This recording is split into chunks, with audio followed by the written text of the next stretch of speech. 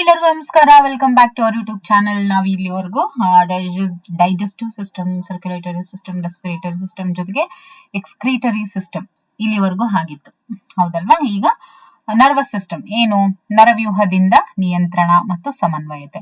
ಇದು ಕೂಡ for the exam point of view very important. ಇದ್ರ ಮೇಲೂ ಕೂಡ ಬಹಳಷ್ಟು ಪ್ರಶ್ನೆಗಳು ಬಂದಿದಾವೆ ಕೂಡ.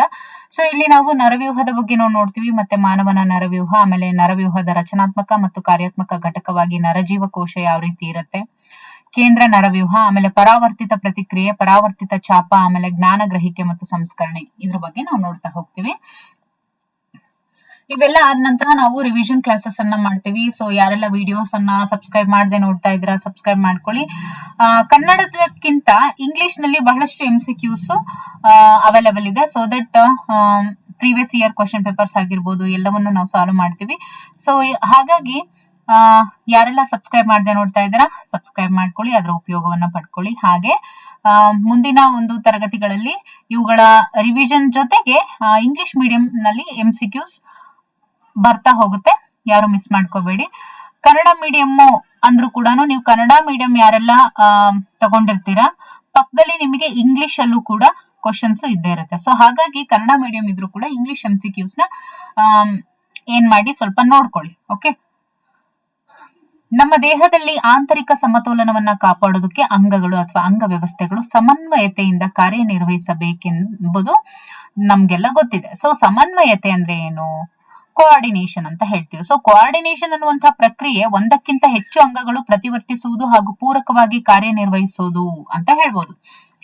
ಉದಾಹರಣೆ ನೋಡೋದಾದ್ರೆ, ನಾವು ದೈಹಿಕ ವ್ಯಾಯಾಮ ಮಾಡಬೇಕಾದ್ರೆ ಹೆಚ್ಚಾದಂತಹ ಸ್ನಾಯುಗಳ ಚಟುವಟಿಕೆಗಳನ್ನ ನಿರ್ವಹಿಸೋದಕ್ಕೆ ಶಕ್ತಿಯ ಬೇಡಿಕೆ ನಮ್ಗೆ ಹೆಚ್ಚಾಗಿ ಬೇಕಾಗುತ್ತೆ, ಹೌದಲ್ವಾ? ಇನ್ನು ಆಕ್ಸಿಜನ್ ಪೂರೈಕೆ ಕೂಡ ಹೆಚ್ಚಾಗುತ್ತೆ. ಇನ್ನು ಆಕ್ಸಿಜನ್ ಹೆಚ್ಚಿನ ಪೂರೈಕೆ, ಉಸಿರಾಟ, ಹೃದಯ ಬಡಿತದ ದರ ಹಾಗೂ ರಕ್ತನಾಳಗಳಲ್ಲಿ ರಕ್ತ ಪರಿಚಲನೆಯ ಏರಿಕೆಯ ಅಗತ್ಯನ ಅದು ಹೆಚ್ಚಿಸುತ್ತೆ. ಇನ್ನು ವ್ಯಾಯಾಮ ಏನಾದ್ರೂ ನಿಲ್ಲಿಸಿದಾಗ ಏನಾಗುತ್ತೆ, ನರಗಳ, ಶ್ವಾಸಕೋಶಗಳ, ಹೃದಯದ, ಮೂತ್ರಜನಕಾಂಗಗಳ ಕಾರ್ಯಗಳು ಕ್ರಮೇಣ ಸಾಮಾನ್ಯ ಸ್ಥಿತಿಗೆ ಅವು ಹಿಂತಿರುಗ್ತವೆ. ಅಂದ್ರೆ ಏನು, ದೈಹಿಕ ವ್ಯಾಯಾಮ ಮಾಡ್ಬೇಕಾದ್ರೆ ಸ್ನಾಯುಗಳ, ಶ್ವಾಸಕೋಶಗಳ, ಹೃದಯದ, ರಕ್ತನಾಳಗಳ, ಆಮೇಲೆ ಮೂತ್ರಜನಕಾಂಗಗಳ ಮತ್ತೆ ಇತರ ಅಂಗಗಳ ಕಾರ್ಯಗಳಲ್ಲಿ ಏನಿರುತ್ತೆ, ಸಮನ್ವಯತೆ ಇರುತ್ತೆ, ಕೋಆರ್ಡಿನೇಷನ್ ಇರುತ್ತೆ. ನಮ್ಮ ದೇಹದಲ್ಲಿ ನರವ್ಯೂಹ ಮತ್ತು ಅಂತಸ್ರಾವಕ ಗ್ರಂಥಿಗಳ ವ್ಯವಸ್ಥೆಗಳು ಎಲ್ಲ ಅಂಗಗಳ ಚಟುವಟಿಕೆಗಳನ್ನ ಸಮನ್ವಯಿಸುತ್ತವೆ ಮತ್ತು ಏಕೀಕರಿಸ್ತವೆ. ಇದರಿಂದಾಗಿ ಅವು ಮೇಳೈಸಿದಂತಹ ಮಾದರಿಯಲ್ಲಿ ಕಾರ್ಯವನ್ನ ನಿರ್ವಹಿಸ್ತವೆ. ಓಕೆ, ಇನ್ನು ನರವ್ಯೂಹವು ಪ್ರತಿ ಹಂತದಲ್ಲೂ ಕ್ಷಿಪ್ರವಾಗಿ ಸಮನ್ವಯತೆಯನ್ನ ಸಾಧಿಸೋದಕ್ಕೆ ಸಂಘಟಿತ ಜಾಲವನ್ನ ಒಳಗೊಂಡಿದೆ, ಪ್ರತಿ ಹಂತದಲ್ಲೂ ಕೂಡ. ಓಕೆ, ಇನ್ನು ಅಂತಸ್ರಾವಕ ಗ್ರಂಥಿಗಳ ವ್ಯವಸ್ಥೆಯು ರಸದೂತಗಳ ಮುಖಾಂತರ ರಾಸಾಯನಿಕ ಸಂಯೋಜನೆಯನ್ನ ದೇಹದಲ್ಲಿ ತರ್ತವೆ. ಸೊ ಈ ಅಧ್ಯಾಯದಲ್ಲಿ ನಾವೇನ್ ನೋಡ್ತೀವಿ, ಮಾನವನ ನರವ್ಯೂಹ ಮತ್ತು ನರ ಆವೇಗದ ಪ್ರಸಾರ, ಸಂಸರ್ಗದ ಮುಖಾಂತರ ಆವೇಗದ ಪ್ರಸರಣೆ, ಪರಾವರ್ತಿತ ಪ್ರತಿಕ್ರಿಯೆಯ ಕಾರ್ಯವೈಖರಿಗಳಂತಹ ನರವ್ಯೂಹೀಯ ಸಮನ್ವತೆಯ ಕಾರ್ಯವಿಧಾನವನ್ನ ನಾವಿಲ್ಲಿ ನೋಡ್ತಾ ಹೋಗ್ತೀವಿ. ಸೊ ಅದಕ್ಕೆ ರಿಲೇಟೆಡ್ ಆಗಿ ಮೊದಲನೇದು ಯಾವುದು, ನರವ್ಯೂಹ. ನರವ್ಯೂಹ ಅಂದ್ರೆ ಏನು? ಎಲ್ಲಾ ಪ್ರಾಣಿಗಳಲ್ಲಿ ನರವ್ಯೂಹ ಅನ್ನುವಂಥದ್ದು ಅನೇಕ ಪ್ರಕಾರದ ಪ್ರಚೋದನೆಗಳನ್ನ ಗುರುತಿಸಿ, ಸ್ವೀಕರಿಸಿ, ಪ್ರಸರಿಸುವಂತಹ ಅತಿ ವಿಶಿಷ್ಟವಾದ ನ್ಯೂರಾನ್ ಅಂದ್ರೇನು, ನರಜೀವಕೋಶ ಎನ್ನುವಂತಹ ಜೀವಕೋಶಗಳಿಂದ ಸಂಘಟಿತವಾಗಿದೆ ನರವ್ಯೂಹ. ಸೊ ನರವ್ಯೂಹ ಏನು, ನ್ಯೂರಾನ್ ಗಳಿಂದ ಅಂದ್ರೆ ನ್ಯೂರಾನ್ ಅನ್ನುವಂತಹ ಜೀವಕೋಶಗಳಿಂದ ಸಂಘಟಿತವಾಗಿದೆ. ಅದನ್ನೇನಂತ ಕರಿತೀವಿ, ನರಜೀವಕೋಶ ಅಂತ ಕರಿತೀವಿ. ಕೆಳವರ್ಗದ ಅಕಶೇರುಕಗಳಲ್ಲಿ ನರವ್ಯೂಹದ ಸಂಘಟನೆ ಏನಿರುತ್ತೆ ಅದು ತುಂಬಾ ಕಡಿಮೆ ಇರುತ್ತೆ. ಉದಾಹರಣೆಗೆ ಹೇಳೋದಾದ್ರೆ, ಇವಾಗ ಹೈಡ್ರಾ ತಗೊಂಡಾಗ ಇಲ್ಲಿ ನರಜೀವಕೋಶಗಳ ಜಾಲ ರೂಪದಲ್ಲಿ ಇರುತ್ತೆ, ಇಲ್ಲಿ ನರಜೀವಕೋಶಗಳು ಜಾಲ ರೂಪದಲ್ಲಿ ಇರುತ್ತೆ. ಕೀಟಗಳಲ್ಲಿ ಉತ್ತಮ ನರವ್ಯೂಹ ವ್ಯವಸ್ಥೆ ಇರುತ್ತೆ. ಅದರಲ್ಲಿ ಮೆದುಳಿನ ಜೊತೆ ಹಲವು ನರಮುಡಿ ಅಂದ್ರೆ ಏನಂತ ಹೇಳ್ತೀವಿ, ಗ್ಯಾಂಗ್ಲಿಯಾನ್ ಅಂತ. ಗ್ಯಾಂಗ್ಲಿಯಾನ್ ಅಂದ್ರೆ ನರಮುಡಿಗಳು ಮತ್ತು ನರ ಅಂಗಾಂಶ ಕೀಟಗಳಲ್ಲಿ ಇರುತ್ತೆ. ಇನ್ನು ಕಶೇರುಕಗಳಲ್ಲಿ ಹೆಚ್ಚು ಅಭಿವೃದ್ಧಿ ಹೊಂದಿದಂತಹ ನರವ್ಯೂಹ ಇರುತ್ತೆ. ಕಶೇರುಕಗಳಲ್ಲಿ ಹೆಚ್ಚು ಅಭಿವೃದ್ಧಿ ಹೊಂದಿದಂತಹ ನರವ್ಯೂಹವನ್ನ ನಾವು ಕಾಣಬಹುದು. ಸೊ ಹಾಗಾದ್ರೆ ಮಾನವನ ನರವ್ಯೂಹ ಇದ್ರ ಬಗ್ಗೆ ನಾವು ನೋಡ್ತೀವಿ. ಓಕೆ, ಸೊ ಮಾನವನ ನರವ್ಯೂಹ ನೋಡಿ, ಚೆನ್ನಾಗಿ ನೆನ್ಪಿಟ್ಕೊಳ್ಳಿ. ಇಲ್ಲಿ ನಾವು CNS ಮತ್ತೆ PNS ಇದ್ರ ಬಗ್ಗೆ ನಾವು ನೋಡ್ತಾ ಹೋಗ್ತೀವಿ. ಅಂದ್ರೆ ಕೇಂದ್ರ ನರವ್ಯೂಹ ಮತ್ತು ಪರಿಧಿಯ ನರವ್ಯೂಹ ಅಂತ. ಅಂದ್ರೆ ಏನು, ಸೆಂಟ್ರಲ್ ನರ್ವಸ್ ಸಿಸ್ಟಮ್ ಮತ್ತೆ peripheral nervous system. Okay, central nervous system ಮತ್ತೆ ಪೆರಿಫೆರಲ್ ನರ್ವಸ್ ಸಿಸ್ಟಮ್. ಸೊ ಕೇಂದ್ರ ನರವ್ಯೂಹವು ಅಂದ್ರೇನು, ಸೆಂಟ್ರಲ್ ನರ್ವಸ್ ಸಿಸ್ಟಮ್ ಏನಿದೆ, ಮೆದುಳು ಮತ್ತು ಮೆದುಳು ಬಳ್ಳಿಗಳನ್ನ ಒಳಗೊಂಡಿರುತ್ತೆ. ಸೊ ಈ CNS ಏನನ್ನ ಒಳಗೊಂಡಿರುತ್ತೆ, ಇದ್ರೊಳಗಡೆ ಬ್ರೈನ್ ಇರುತ್ತೆ.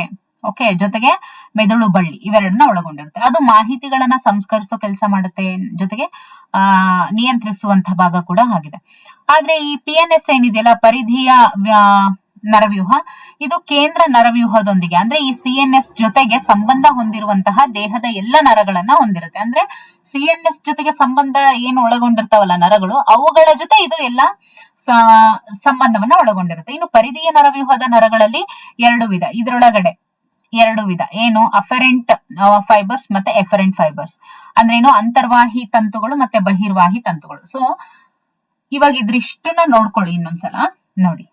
ಮಾನವನ ನರವ್ಯೂಹ 2 ಟೈಪ್ಸ್, ಒಂದು CNS, ಇನ್ನೊಂದು PNS. CNS ಅಂತ ಹೇಳಿದ್ರೆ ಕೇಂದ್ರ ನರವ್ಯೂಹ, PNS ಅಂತ ಹೇಳಿದ್ರೆ ಪರಿಧಿಯ ನರವ್ಯೂಹ. ಸೊ ಇಲ್ಲಿ ಕೇಂದ್ರ ನರವ್ಯೂಹ ಏನಿದೆ ಅದು ಮೆದುಳು ಮತ್ತೆ ಮೆದುಳು ಬಳ್ಳಿ ಇರುತ್ತೆ. ಇದರಲ್ಲಿ ಮೆದುಳು ಮತ್ತೆ ಮೆದುಳು ಬಳ್ಳಿ ಇರುತ್ತೆ. ಓಕೆ, ಅಲ್ಲಿ ಅದ್ರ ಕೆಲಸ ಏನು, ಮೆದುಳಿಂದು ಮಾಹಿತಿಗಳನ್ನ ಸಂಸ್ಕರಿಸುತ್ತೆ, ಜೊತೆಗೆ ಅದನ್ನ ನಿಯಂತ್ರಿಸುವಂತ ಭಾಗ ಕೂಡ ಈ ಸೆಂಟ್ರಲ್ ನರ್ವಸ್ ಸಿಸ್ಟಮ್ ಮಾಡುತ್ತೆ. ಬಟ್ ಈ ಪೆರಿಫೆರಲ್ ನರ್ವಸ್ ಸಿಸ್ಟಮ್ ಏನಿರುತ್ತಲ್ವಾ, ಇದು ಈ ಸೆಂಟ್ರಲ್ ನರ್ವಸ್ ಸಿಸ್ಟಮ್ ಅಂದ್ರೆ ಕೇಂದ್ರ ನರವ್ಯೂಹದ ಜೊತೆಗೆ ಅದು ಸಂಬಂಧವನ್ನ ಹೊಂದಿರುವಂತಹ ಎಲ್ಲ ದೇಹದ ಎಲ್ಲ ನರಗಳನ್ನ ಹೊಂದಿರುತ್ತೆ. ಅಂದ್ರೆ ಯಾವುದು CNS ಜೊತೆಗೆ ಸಂಬಂಧ ಒಳಗೊಂಡಿರುತ್ತೋ ನರಗಳು, ದೇಹದ ಎಲ್ಲ ನರಗಳು, ಯಾವೆಲ್ಲ ನರಗಳು CNS ಜೊತೆ ಸಂಬಂಧ ಹೊಂದಿರುತ್ತಲ್ವಾ, ಅಂತಹ ಎಲ್ಲ ನರಗಳನ್ನ ಈ ಪರಿಧಿಯ ನರವ್ಯೂಹ ಒಳಗೊಂಡಿರುತ್ತೆ. ಸೊ ಇದರಲ್ಲಿ ನಾವು 2 ಟೈಪ್ಸ್ ನೋಡ್ತೀವಿ, ಒಂದು ಅಂತರ್ವಾಹಿ ತಂತುಗಳು, ಇನ್ನೊಂದು ಬಹಿರ್ವಾಹಿ ತಂತುಗಳು. So clear. ಈಗ ಅಂತರ್ವಾಹಿ ತಂತುಗಳನ್ನ ನೋಡ್ತಾ ಹೋಗೋಣ. ಅಂಗಾಂಶಗಳು ಹಾಗೂ ಅಂಗಗಳಿಂದ ಬರುವಂತಹ ಆವೇಗಗಳನ್ನ ಕೇಂದ್ರ ನರವ್ಯೂಹಕ್ಕೆ ರವಾನಿಸುತ್ತೆ. ನೋಡಿ, ಅಂತರ್ವಾಹಿ ಅಂದ್ರೆ ಒಳಗಡೆ ಇರುವಂತವು. ಓಕೆ, ಸೊ ಅಂತರ್ವಾಹಿ ನರತಂತುಗಳು ಅಂಗಾಂಶಗಳು ಮತ್ತು ಅಂಗಗಳಿಂದ, ಸೊ ನಮ್ಮ ಬಾಡಿ ಒಳಗಡೆ ಏನಿದಾವೆ, ಟಿಶ್ಯೂಸ್ ಇದಾವೆ, ಆರ್ಗನ್ಸ್ ಇದಾವೆ, ಹೌದಲ್ವಾ? ಸೊ ಅವುಗಳಿಂದ ಬರುವಂತಹ ಆವೇಗ, ಅವುಗಳಿಂದ ಬರುವಂತಹ ಇಂಪಲ್ಸ್ ಗಳನ್ನ ಕೇಂದ್ರ ನರವ್ಯೂಹಕ್ಕೆ ರವಾನಿಸುತ್ತೆ ಈ ಅಂತರ್ವಾಹಿ ತಂತುಗಳು. ಅಂದ್ರೆ ಅಫರೆಂಟ್ ಫೈಬರ್ಸ್ ನ ಕೆಲಸ ಏನು, ಅಂಗಾಂಶಗಳು ಮತ್ತು ಅಂಗಗಳಿಂದ ಬರುವಂತಹ ಆವೇಗಗಳನ್ನ ಈ CNS ಗೆ ರವಾನೆ ಮಾಡೋದು.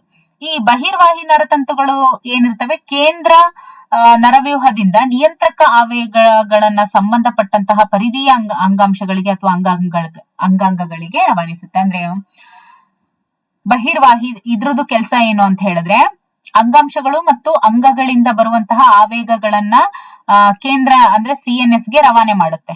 ಯಾವುದು, ಅಂತರ್ವಾಹಿ ತಂತುಗಳು. ಆದ್ರೆ ಈ ಎಫರೆಂಟ್ ಫೈಬರ್ಸ್ ಕೆಲಸ ಏನು ಅಂತ ಹೇಳಿದ್ರೆ, ಈ CNS ನಿಂದ ಅಂದ್ರೆ ಇದು ಏನು ಹೋಗಿರುತ್ತಲ್ವಾ, ಈ CNS ನಿಂದ ನಿಯಂತ್ರಕ ಆವೇಗಗಳನ್ನ ಅಂದ್ರೆ ಅದನ್ನ ನಿಯಂತ್ರಿಸುವಂತಹ ಇಂಪಲ್ಸ್ ಅನ್ನ ಸಂಬಂಧಪಟ್ಟಂತಹ ಪರಿಧಿಯ ಅಂಗಾಂಶಗಳಿಗೆ ಇದು ರವಾನಿಸುತ್ತೆ. ಅಂದ್ರೆ ಅಫರೆಂಟ್ ಫೈಬರ್ಸ್ CNS ಗೆ ರವಾನಿಸುತ್ತೆ ಅಂಗಾಂಶಗಳು ಮತ್ತೆ ಅಂಗಗಳಿಂದ ಬಂದಂತಹ ಆವೇಶಗಳನ್ನ. ಓಕೆ, CNS ಗೆ ರವಾನಿಸುತ್ತೆ. ಇನ್ನು CNS ಇಂದ ಮತ್ತೆ ನಿಯಂತ್ರಕ ಆವೇಗಗಳನ್ನ ಸಂಬಂಧಪಟ್ಟಂತಹ ಪರಿಧಿಯ ಅಂಗಾಂಶಗಳಿಗೆ ಅಥವಾ ಅಂಗಾಂಗಗಳಿಗೆ ರವಾನಿಸೋ ಕೆಲಸ ಬಹಿರ್ವಾಹಿ ತಂತುಗಳು ಮಾಡ್ತವೆ. ಓಕೆ, ಇನ್ನು ಪರಿಧಿಯ ನರವ್ಯೂಹದಲ್ಲಿ 2 ವಿಧಗಳನ್ನ ನಾವು ನೋಡ್ತೀವಿ. ಓಕೆ, ಪರಿಧಿಯ ನರವ್ಯೂಹದಲ್ಲಿ 2 ಬಗೆ ನಾವು ನೋಡ್ತೀವಿ. ಓಕೆ ನೋಡಿ, ನರವ್ಯೂಹದಲ್ಲಿ ನರಗಳಲ್ಲಿ 2 ವಿಧಗಳಿದಾವೆ. ಓಕೆ, ಒಂದು ಅಫರೆಂಟ್ ಫೈಬರ್ಸ್, ಇನ್ನೊಂದು ಎಫರೆಂಟ್ ಫೈಬರ್ಸ್. ಇದು ಅಂದ್ರೆ ನರಗಳಲ್ಲಿ 2 ವಿಧಗಳು. ಬಟ್ ಇಲ್ಲಿ ನರವ್ಯೂಹದಲ್ಲಿ 2 ವಿಧ, ಒಂದು ಸೊಮ್ಯಾಟಿಕ್ ನ್ಯೂರಲ್ ಸಿಸ್ಟಮ್, ಇನ್ನೊಂದು ಆಟೋನಮಲ್ ನ್ಯೂರಲ್ ಸಿಸ್ಟಮ್. ಓಕೆ, ಅಂದ್ರೇನು, ಕಾಯಜ ನರವ್ಯೂಹ ಆಮೇಲೆ ಸ್ವಯಮಾಧಿಕಾರ ನರವ್ಯೂಹ. ಸೊ ಕಾಯಜ ನರವ್ಯೂಹ ಕೇಂದ್ರ ನರವ್ಯೂಹದಿಂದ ಆವೇಗಗಳನ್ನ ಕಂಕಾಲ ಸ್ನಾಯುಗಳಿಗೆ ರವಾನಿಸುತ್ತೆ. ಮತ್ತು ಸ್ವಯಮಾಧಿಕಾರಕ ನರವ್ಯೂಹ ಏನಿರುತ್ತೆ, ಆಟೋನಮಸ್ ನರ್ವಸ್ ಸಿಸ್ಟಮ್, ಇದರಿಂದ ಆವೇಗಗಳನ್ನ ದೇಹದ ಅನೈಚ್ಛಿಕ ಅಂಗಗಳು ಮತ್ತು ಮೃದು ಸ್ನಾಯುಗಳಿಗೆ ರವಾನಿಸುತ್ತೆ.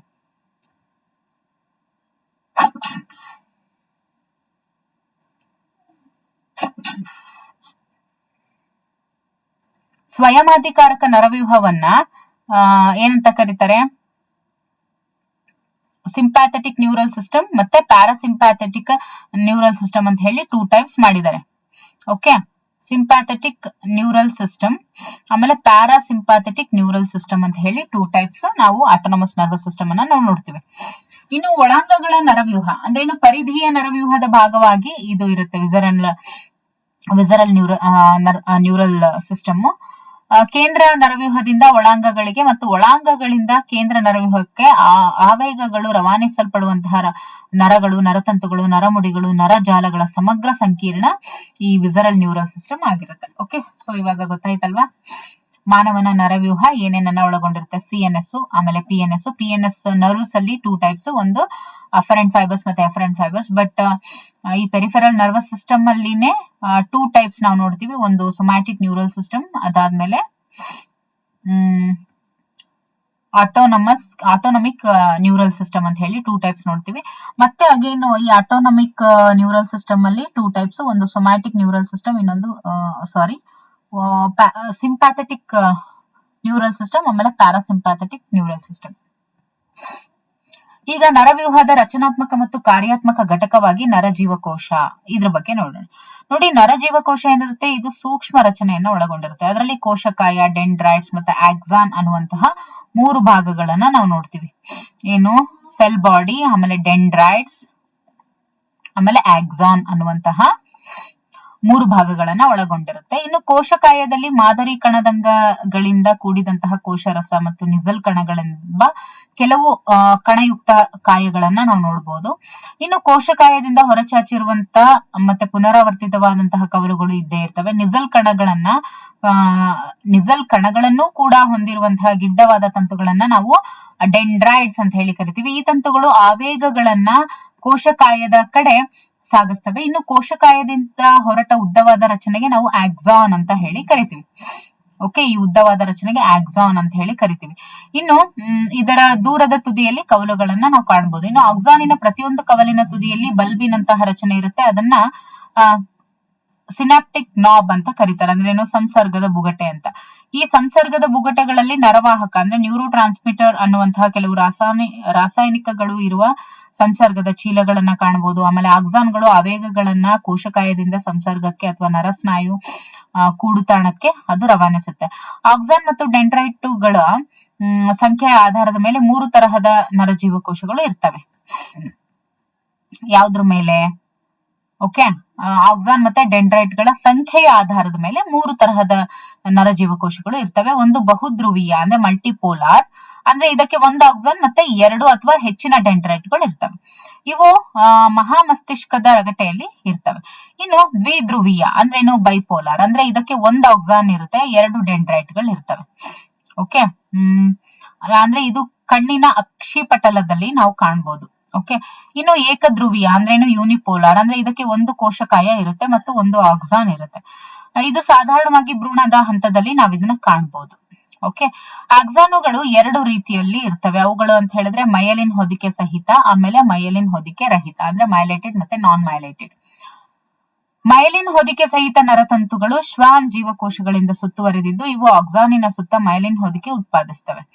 2 ಅಕ್ಕಪಕ್ಕದ ಮೈಲಿನ್ ಹೊದಿಕೆಯ ನಡುವಿನ ಅಂತರಕ್ಕೆ ರಾನ್ವಿಯರನ್ನ ಗಿಣ್ಣು ಅಂದ್ರೇನು, ನೋಡ್ ಆಫ್ ರಾನ್ವಿಯರ್ ಅಂತ ಹೇಳಿ ಕರೀತಾರೆ. ಸೊ ನೋಡ್ ಆಫ್ ರಾನ್ವಿಯರ್ ಅಂತ ಯಾವ್ದನ್ನ ಕರೀತಾರೆ?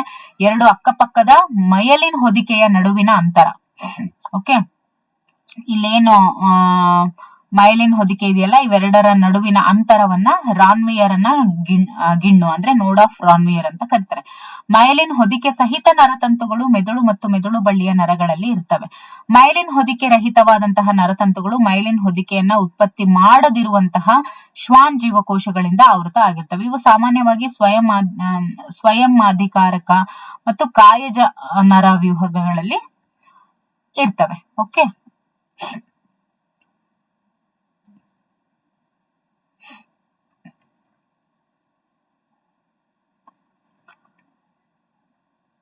ಇನ್ನು ನರ ಆವೇಗದ ಉತ್ಪತ್ತಿ ಮತ್ತು ಅದರ ಪ್ರಸರಣೆ ಅಂತ ಇದೆ. ನೋಡಿ, ಇವಾಗ ನರ ಆವೇಗದ ಉತ್ಪತ್ತಿ ಯಾವ ರೀತಿ ಉಂಟಾಗುತ್ತೆ, ಅದು ಯಾವ ರೀತಿ ಪ್ರಸರಣೆ ಮಾಡುತ್ತೆ ಅನ್ನೋದನ್ನು ಕೂಡ ನಾವಿವಾಗ ನೋಡ್ತಾ ಹೋಗೋಣ. ನರಜೀವಕೋಶಗಳು ಉದ್ರೇಕಗೊಳ್ಳಬಲ್ಲ ಕೋಶಗಳು ಅಂತ ಹೇಳ್ತೀವಿ. ಯಾಕೆ? ಅವುಗಳ ಪೊರೆಯು ಧ್ರುವೀಕೃತ ಸ್ಥಿತಿಯಲ್ಲಿ ಇರ್ತವೆ. ಯಾಕೆ ಅಂದ್ರೆ ಅವು ಧ್ರುವೀಕೃತ ಅಂದ್ರೆ ಪೋಲರೈಸ್ಡ್ ಸ್ಟೇಟ್ ಅಲ್ಲಿ ಇರ್ತವೆ. ನರಜೀವಕೋಶಗಳ ಪೊರೆ ಏಕೆ ಧ್ರುವೀಕೃತ ಸ್ಥಿತಿಯಲ್ಲಿರ್ತವೆ ಅನ್ನೋದು ಇವಾಗ ನೋಡ್ತಾ ಹೋಗೋಣ. ಬೇರೆ ಬೇರೆ ತರಹದ ಅಯಾನುಗಳ ಕಾಲುವೆಗಳು ನರಕೋಶದ ಪೊರೆಯ ಮೇಲೆ ಇರ್ತವೆ. ಓಕೆ, ಈ ಅಯಾನುಗಳ ಕಾಲುವೆಗಳು ಬೇರೆ ಬೇರೆ ಅಯಾನುಗಳಿಗೆ ವ್ಯತ್ಯಸ್ತ ಪಾರಕವಾಗಿ ಇರ್ತವೆ. ಇನ್ನು ನರಜೀವಕೋಶವು ಯಾವುದೇ ಆವೇಗವನ್ನು ಪ್ರಸರಣ ಮಾಡದೇ ಇದ್ದಾಗ, ಅಂದ್ರೆ ಅದು ವಿಶ್ರಾಂತ ಸ್ಥಿತಿಯಲ್ಲಿ ಇದ್ದಾಗ, ಆಕ್ಸಾನಿನ ಪೊರೆ ಏನಿರುತ್ತೆ ಅದು ಪೊಟ್ಯಾಷಿಯಂ ಅಯಾನುಗಳಿಗೆ ಹೆಚ್ಚಿನ ಪಾರಗಮ್ಯತೆಯನ್ನ ಹೊಂದಿರುತ್ತೆ. ಓಕೆ, ಮತ್ತು ಬಹುತೇಕವಾಗಿ ಸೋಡಿಯಂ ಅಯಾನುಗಳಿಗೆ ಅಪಾರಗಮ್ಯತೆಯನ್ನ ಒಳಗೊಂಡಿರುತ್ತೆ. ಸೊ ಪಾರಗಮ್ಯತೆಯನ್ನ K+ ಅಯಾನ್ಸ್ಗೆ ಒಳಗೊಂಡಿದ್ರೆ Na+ ಅಯಾನ್ಸ್ಗೆ ಅದು ಅಪಾರಗಮ್ಯತೆಯನ್ನ ಒಳಗೊಂಡಿರುತ್ತೆ. ಅದೇ ರೀತಿ ನರಕೋಶದ ಪೊರೆಯು ಆಕ್ಸೋಪ್ಲಾಸಂ ನಲ್ಲಿರುವಂತಹ ಋಣಾತ್ಮಕ ವಿದ್ಯುದಾವೇಶಯುಕ್ತ ಪ್ರೋಟೀನುಗಳಿಗೆ ಅಪಾರಗಮ್ಯತೆಯನ್ನು ಹೊಂದಿರುತ್ತೆ. ಸೊ ಇದರಿಂದಾಗಿ ಆಕ್ಸಾನಿನ ಒಳಗೆ ಆಕ್ಸೋಪ್ಲಾಸಮಿನಲ್ಲಿ ಧನಾತ್ಮಕ ಪೊಟ್ಯಾಷಿಯಂ ಅಯಾನುಗಳು ಮತ್ತು ಋಣಾತ್ಮಕ ವಿದ್ಯುದಾವೇಶಯುಕ್ತ ಪ್ರೋಟೀನ್ಗಳು ಹೆಚ್ಚಿನ ಸಾರತೆಯಲ್ಲಿ ಇರ್ತವೆ, ಹಾಗೂ ಧನಾತ್ಮಕ ಸೋಡಿಯಂ ಅಯಾನುಗಳು ಕಡಿಮೆ ಸಾರತೆಯಲ್ಲಿ ಇರ್ತವೆ. ಸೊ ಇದಕ್ಕೆ ವಿರುದ್ಧವಾಗಿ ಆಕ್ಸಾನಿನ ಹೊರಗಿನ ದ್ರವದಲ್ಲಿ ಕಡಿಮೆ ಸಾರತೆಯ K+ ಮತ್ತೆ ಹೆಚ್ಚಿನ ಸಾರತೆಯ Na+ ಇರೋದ್ರಿಂದ ಸಾರತೆಯ ಪ್ರವಣತೆ ಉಂಟಾಗುತ್ತೆ. ಇನ್ನು ವಿಶ್ರಾಂತ ಸ್ಥಿತಿಯಲ್ಲಿ ಪೊರೆಯ ಆಚೀಚೆ ಅಯಾನುಗಳ ಪ್ರವಣತೆಯನ್ನ ಸೋಡಿಯಂ ಪೊಟ್ಯಾಷಿಯಂ ಪಂಪ್ ಅಯಾನುಗಳ ಸಕ್ರಿಯ ಸಾಗಾಣಿಕೆ ಮುಖಾಂತರ ಅದು ಕಾಪಾಡುತ್ತೆ. ಸೊ ಈ ಪಂಪ್ ಏನಿದೆ ಇದು ಜೀವಕೋಶದ ಒಳಕ್ಕೆ ಸಾಗಿಸಲ್ಪಡುವಂತಹ ಪ್ರತಿ 2K+ ಗೆ ಮತ್ತೆ 3Na+ ಅನ್ನ ಹೊರಗೆ ಸಾಗಿಸುತ್ತೆ. ಸೊ ಇದರಿಂದ ಆಕ್ಸಾನ್ ಪೊರೆಯ ಹೊರಮೈ ಧನಾತ್ಮಕ ವಿದ್ಯುದಾವೇಶ ಹೊಂದಿದ್ರೆ ಒಳಮೈ ಋಣಾತ್ಮಕ ವಿದ್ಯುದಾವೇಶ ಹೊಂದಿರುತ್ತೆ. ಹೀಗೆ ಪೊರೆಯು ಧ್ರುವೀಕರಣವನ್ನು ಹೊಂದಿರುತ್ತೆ. ವಿಶ್ರಾಂತ ಪ್ಲಾಸ್ಮಾ ಪೊರೆಯ ಒಳಬದಿ ಮತ್ತು ಹೊರಬದಿಯಲ್ಲಿ ಕಂಡುಬರುವಂತಹ ವಿದ್ಯುತ್ ವಿಭವಾಂತರವನ್ನ ವಿಶ್ರಾಂತ ವಿಭವ ಅಂದ್ರೇನು ರೆಸ್ಟಿಂಗ್ ಪೊಟೆನ್ಶಿಯಲ್ ಅಂತ ಕರಿತೀವಿ. ಇನ್ನು ನರ ಆವೇಗದ ಉತ್ಪತ್ತಿ ಮತ್ತು ಆಕ್ಸಾನ್ ಮುಖಾಂತರ ಅದರ ಪ್ರಸರಣೆಯ ಕ್ರಿಯಾವಿಧಾನಗಳ ಬಗ್ಗೆ ತಿಳಿದುಕೊಳ್ಬೇಕು ಅಂತ ಅಂದ್ರೆ, ಧ್ರುವೀಕೃತ ಪೊರೆಯ ಯಾವುದಾದರೊಂದು ತಾಣದಲ್ಲಿ ಪ್ರಚೋದನೆಯನ್ನ ಉಂಟು ಮಾಡಿದಾಗ, ನೋಡಿ ಇವಾಗ ಧ್ರುವೀಕೃತ ಪೊರೆಯಲ್ಲಿ ಯಾವುದಾದ್ರೂ ಒಂದು ಪ್ಲೇಸ್ ಅಲ್ಲಿ ನಾವೇನಾದ್ರೂ ಪ್ರಚೋದನೆ ಉಂಟು ಮಾಡಿದಾಗ, ನೋಡಿ ಇಲ್ಲಿ ಪಿಕ್ಚರ್ ಇದೆ,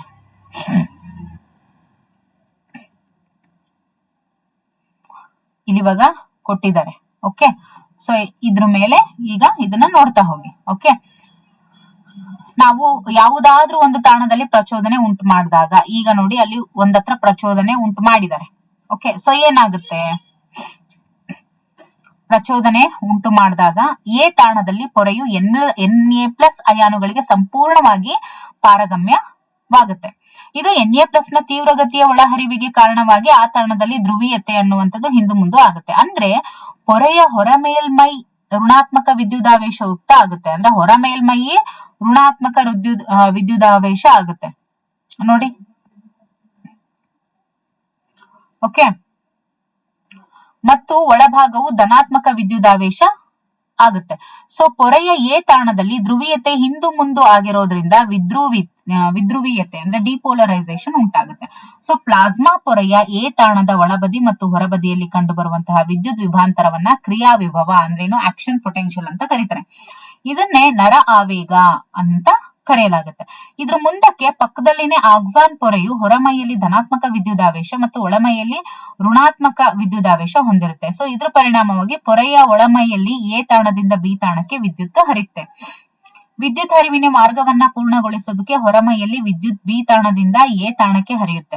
ಸೊ ಇದರಿಂದಾಗಿ ಏನಾಗುತ್ತೆ, ಈ ತಾಣದಲ್ಲಿ ಧ್ರುವೀಯತೆ ಹಿಂದು ಮುಂದು ಆಗುತ್ತೆ, ಮತ್ತೆ ಬಿ ತಾಣದಲ್ಲಿ ಕ್ರಿಯಾ ವಿಭವ ಉತ್ಪತ್ತಿ ಆಗುತ್ತೆ. ಹೀಗೆ ಎ ತಾಣದಲ್ಲಿ ನಿರ್ಮಾಣವಾದಂತಹ ಆವೇಗ ಬಿ ತಾಣಕ್ಕೆ ತಲುಪುತ್ತೆ. ಸೊ ಆಕ್ಸಾನಿನ ಉದ್ದಕ್ಕೂ ಏನಾಗುತ್ತೆ, ಈ ಘಟನೆಗಳು ಪುನರಾವರ್ತಿತಗೊಳ್ತಾನೆ ಇರುತ್ತೆ, ರಿಪೀಟ್ ಆಗ್ತಾನೆ ಇರುತ್ತೆ. ಇನ್ನು ನರಾವೇಗವು ಪ್ರಸರಣೆಯಾಗುತ್ತೆ. ಸೊ Na+ ನ ಉತ್ತೇಜನ ಪ್ರೇರಿತ ಪಾರಗಮ್ಯತೆ ಏರಿಕೆಯು ಬಹಳ ಕ್ಷಣಿಕವಾಗಿರುತ್ತೆ. ಇದಾದ ತಕ್ಷಣವೇ K+ ನ ಪಾರಗಮ್ಯತೆಯಲ್ಲಿ ಏರಿಕೆ ಆಗುತ್ತೆ. K+ ತತ್ಕ್ಷಣದಲ್ಲಿ ಪೊರೆಯ ಹೊರಗಡೆ ವಿಸರಣೆಗೊಂಡು ಪೊರೆಯ ಉದ್ರೇಕಗೊಂಡಂತಹ ಸ್ಥಳದಲ್ಲಿ ವಿಶ್ರಾಂತ ವಿಭವವನ್ನ ಪುನರ್ ನಿರ್ಮಾಣ ಮಾಡುತ್ತೆ.